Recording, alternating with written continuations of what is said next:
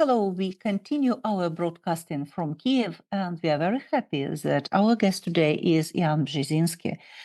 He is a resident senior fellow with the Scowcroft Center for Strategy and Security and former US Deputy Secretary of Defense for Europe and NATO Policy. Mr. Brzezinski, hello, thank you so much for being with us today. Ludmila, it's good to see you again. Thank you. Mr. Brzezinski, very complicated negotiations with Russia.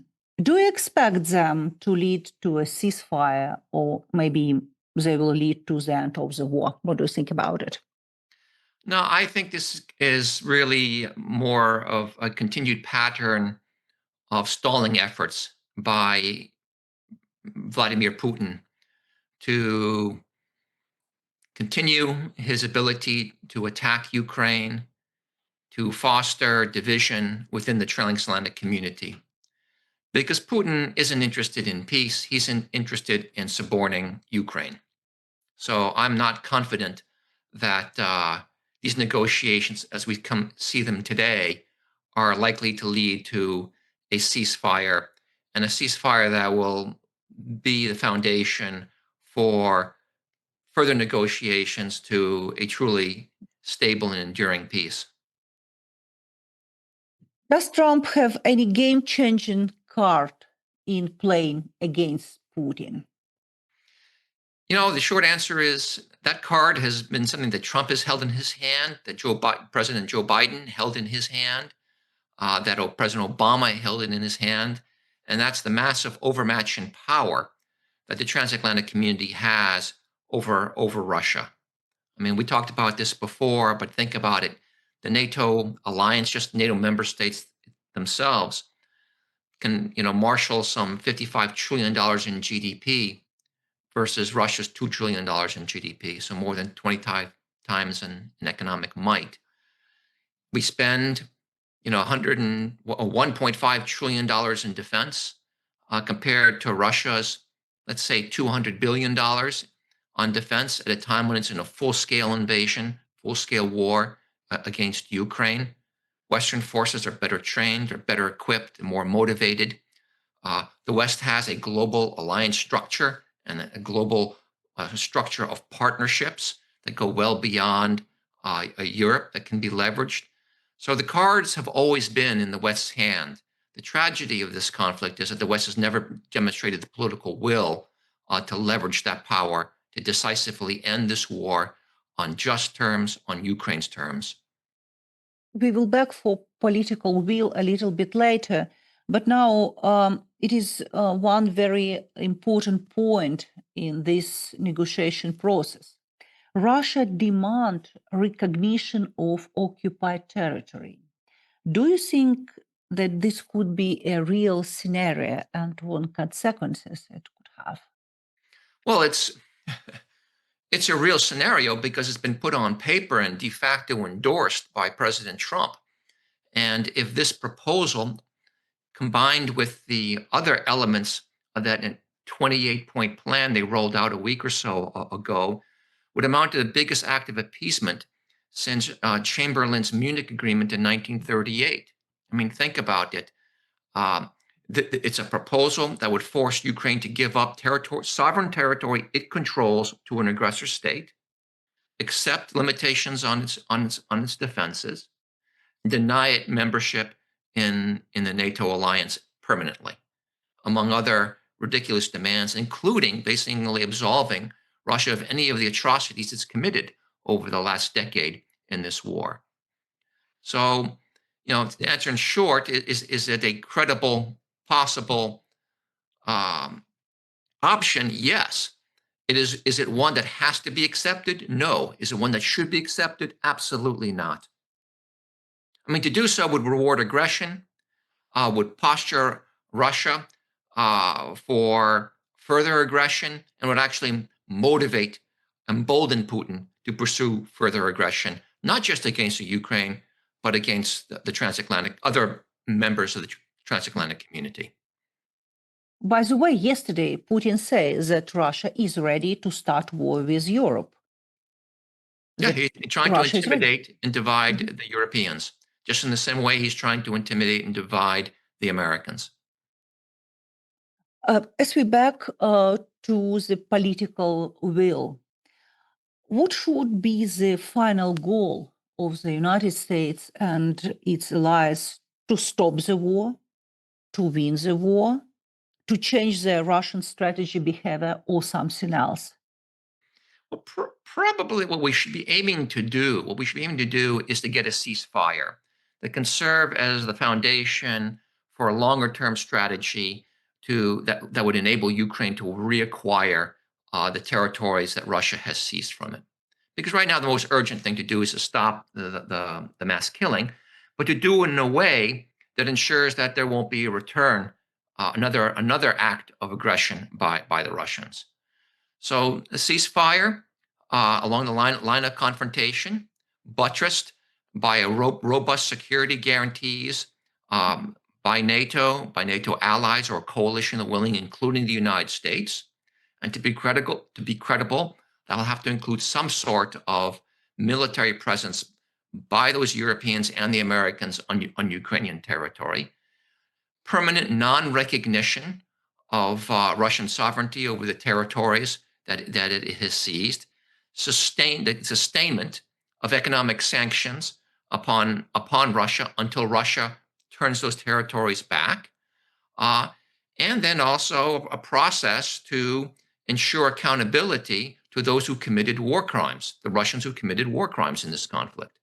That to me is the basis of of a foundation for near-term peace that leads to long-term military stability.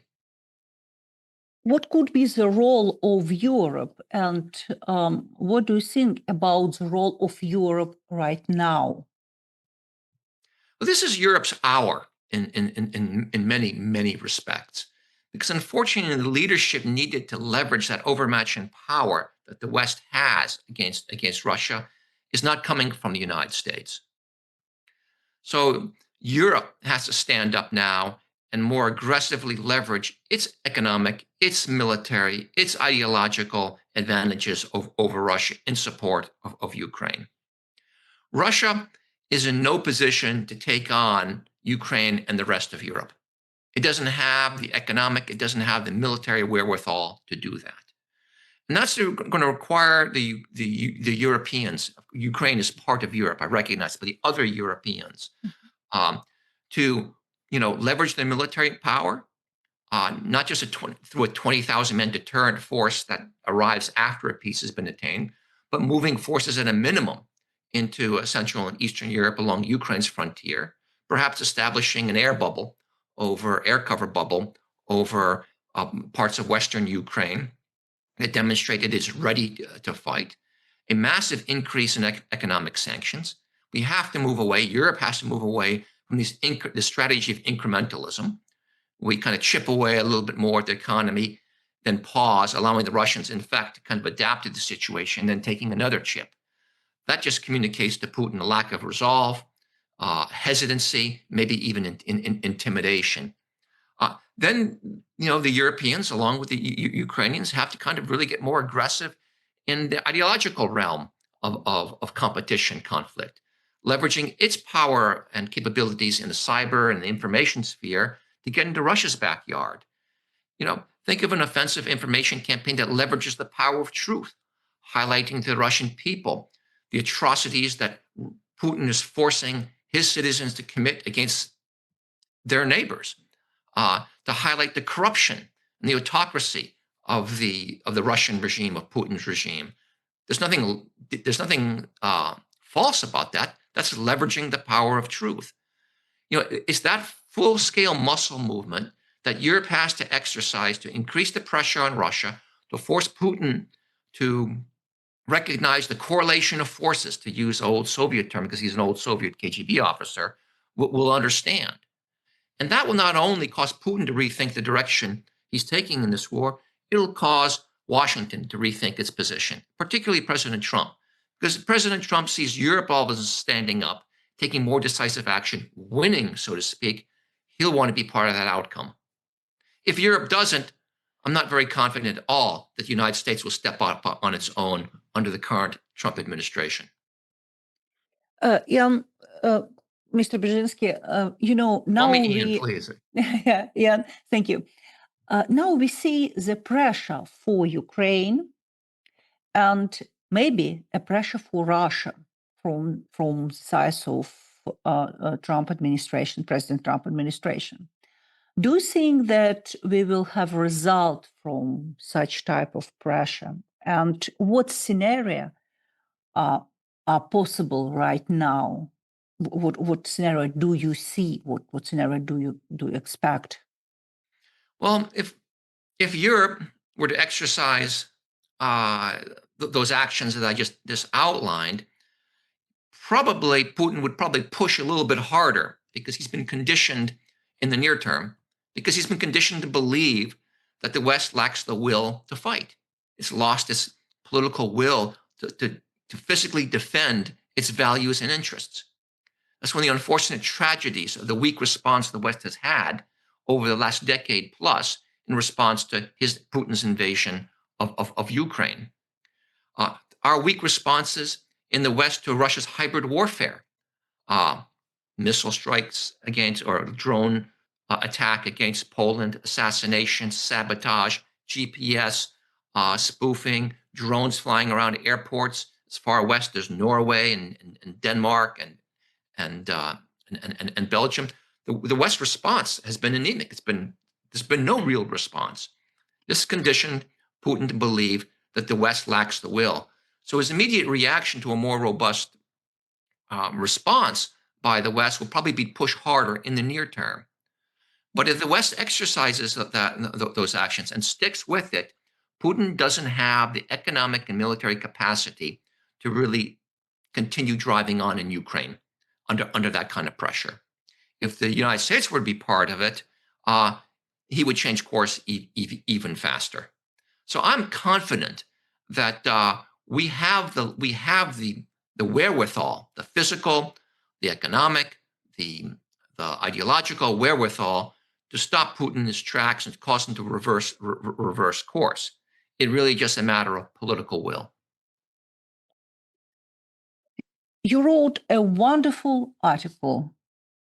When it comes to securing Ukraine, the US cannot stay on the sideline. You wrote this article in New Atlantics, and in these articles you have a very brilliant and new ideas about the deterrent force in Ukraine.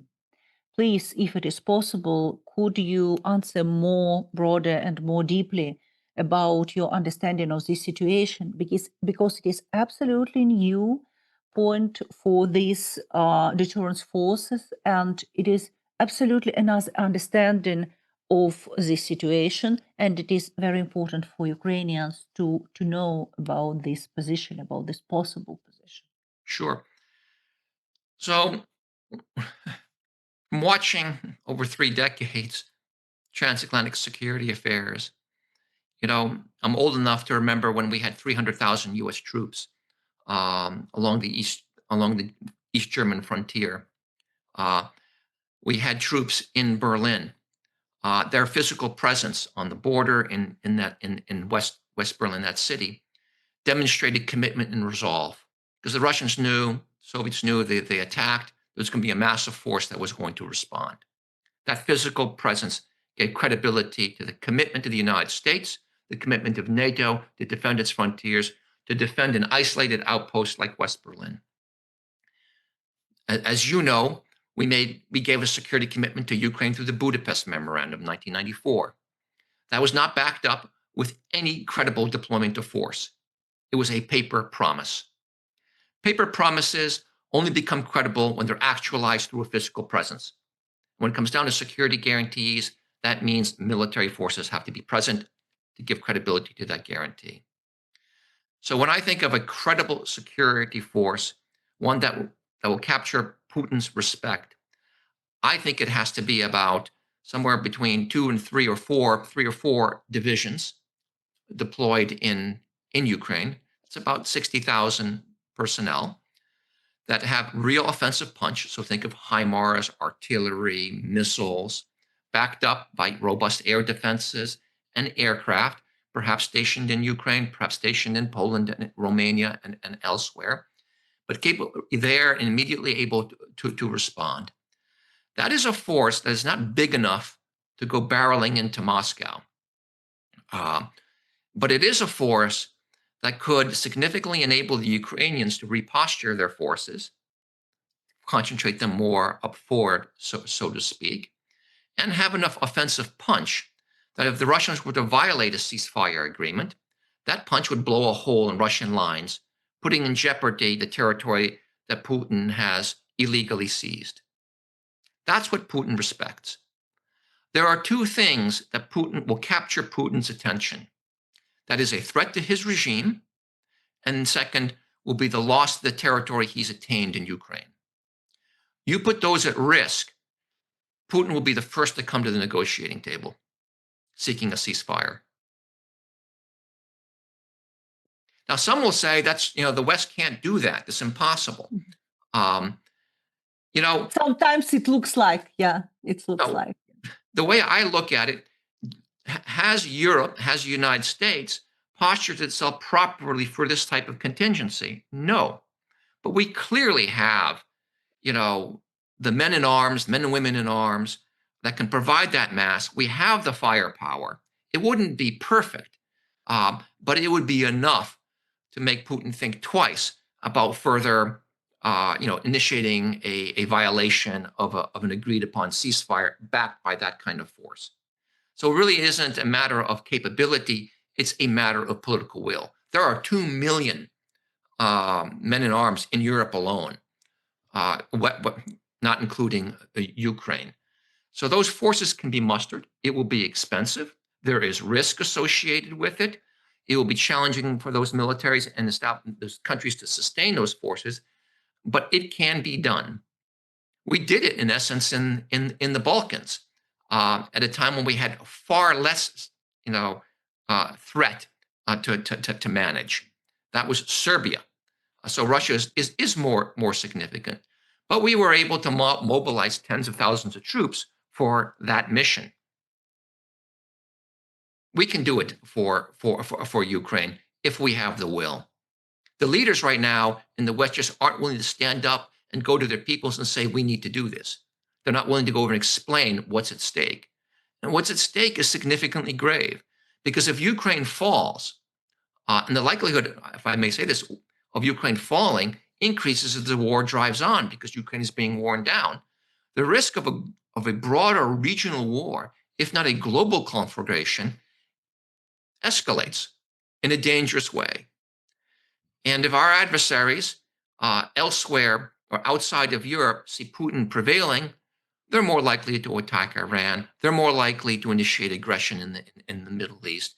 And you will have a confluence of crises that could amount to a global conflagration. And let's not forget, the axis, the axis of upheaval that is sustaining Russia's efforts. It's not just Russia, it's China, it's Iran, and it's North Korea. That is a global coalition. Let's back to the global coalition, because it is very important question. Many say that interest of America is far from Europe right now. It's much more near for China, and China is the main enemy of America. But nevertheless, we see this coalition with China, Russia, Iran, and South Korea and North Korea.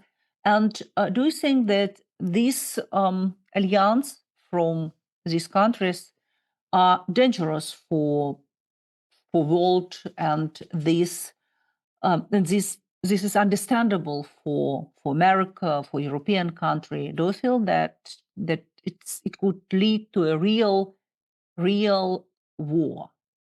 Yeah, there is real concern among some in the national security community that our hesitancy to more decisively support Ukraine is contributing to a dynamic that increased the risk of a wider war in Europe and a spread of violence to other parts of the world. With China acting more aggressively, particularly in the Indo-Pacific, against Taiwan. But the debate in Washington is, how do we address these challenges? And there's also, unfortunately, a debate in Washington of, what's at stake for the United States. Now, the bad news is, I would say, is the Trump administration really doesn't see the United States as having vital interests beyond its borders in the way its predecessors over the last decades have. We've been for 8 decades, we have assumed, based on our experience in World War I and World War II, that we have vital interests beyond our borders. That's why we deployed forces, 300,000 Americans I mentioned, to Europe during the Cold War. That's why we deployed forces to Korea and to Japan. That's why we fought in Korea in the 1950s, because we assumed we had vital interests abroad. We also assumed that it was most effective to defend our homeland by projecting force forward. The current administration seems to be rethinking that, and we're on the cusp of when they will be rolling out the Trump administration's national security strategy, which will outline what will be our posture globally. And I think it's going to probably be one that gives great priority to homeland defense in a different way from the last eight decades. Before, we projected forward to defend the homeland. This administration seems to want to hunker down in the homeland to defend our borders, pulling forces back from the world, building Global Dome, focusing our military's operations, for example, in operations in the Caribbean or against Venezuela, against immigration, against drugs. That's a very different approach, and it is an approach that permeates the Trump administration's a strategy and approach to Russia's invasion of Ukraine. That's kind of how I think the United States is heading under the Trump administration. But I want to end on a positive note, is that may well be where the Trump administration is headed, and we'll see it in the documents they released. The national security strategy, which will probably then be followed by a new national defense strategy and a global posture review. But that perspective is not a bottom-up driven perspective. It doesn't come from the voters. It really comes from President Trump and a small group of advisors around him. And it's being imposed on the bureaucracy, on Congress, on the people. When you go to Capitol Hill, when you go to the American public, you actually find a much more internationalist outlook. And let me share with you some really interesting data about the MAGA base. Those voters with the red hats that are so enthusiastic behind Trump in his campaigns, the men and women wearing those MAGA hats, those red MAGA hats. 71% of them, or 73% of them, believe that America should be engaged internationally, should be leading internationally. Mm-hmm. That's higher than Democrats, by the way, which is in the mid-60s. This is a Ronald Reagan Institute poll that they did in July of 2024 and July of 2025. And that degree of internationalism actually went up. 84% of them in the last poll believe America should have a values-based foreign policy. I should have the quote with me, but basically they believe America should be leading the effort to promote human rights, democracy, and rule of law. That's also unbelievable. Higher. Unbelievable. That's the MAGA base. Uh-huh. When it comes to NATO, I think it was only 49% believe that NATO is a useful and important alliance that the United States should increase its commitment to. So 49% isn't a great number, but I have to say somewhere between 65 and 70% of Americans writ large believe that NATO is important. Roughly around 70% of these Republicans want Ukraine to win. That was a poll that just came out. But when you go back to the MAGA base, a majority of them, I forget the figure, want Ukraine to win. 69% of them believe that if a NATO ally is attacked in Europe, like Estonia, the United States should be front and center in defending militarily that ally. And 56% of them, MAGA base, believe we should increase the U.S. military presence in Central and Eastern Europe. So that's when you go beyond the Trump administration, you actually enter a community, a polity that is very supportive of Ukraine, wants to do more for Ukraine, wants Ukraine to prevail, and who's very opposed to Putin. Putin has an approval rating of like 16%. Believe that Putin is a favorable leader. So he has the worst ratings of all international leaders in the United States. So while one may have misgivings about Trump's approach to ending this war, one should always remember that behind him is a polity that's very supportive of Ukraine and wants Ukraine to prevail on its terms. Mr. Brzezinski, thank you so much for being with us today, and thank you.